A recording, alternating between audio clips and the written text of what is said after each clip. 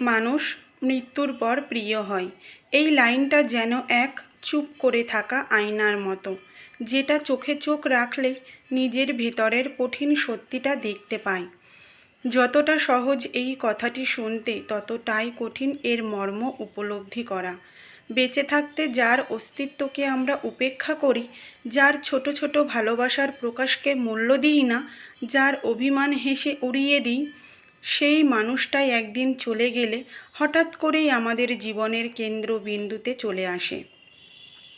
তার ব্যবহৃত চশমা, তার শেষ বলা কথাগুলো, কিংবা তার চুপ করে বসে থাকার মুহূর্তগুলো হঠাৎ করে আমাদের চোখের সামনে সিনেমার মতো ঘুরে ফিরে আসে। কিন্তু ভাবুন তো, এই কথাটি সত্যি নাও হতে পারত। আমরা চাইলেই তাকে বেঁচে থাকতে প্রিয় করে তুলতে পারতাম না? মৃত্যুর পর ফুল দিয়ে শ্রদ্ধা জানানোর আগে বেঁচে থাকতে তার হাতে একটু ভালোবাসার ছোঁয়া তুলে দিতে পারতাম না? পারতাম। যদি একটু সময় দিতাম, যদি একটু বেশি বুঝতাম, একটু কম অভিযোগ করতাম। এই সত্যকে আমরা নিজেরাই জন্ম দিয়েছি, নিজের ব্যস্ততা, অহংকার আর মান অভিমান দিয়ে।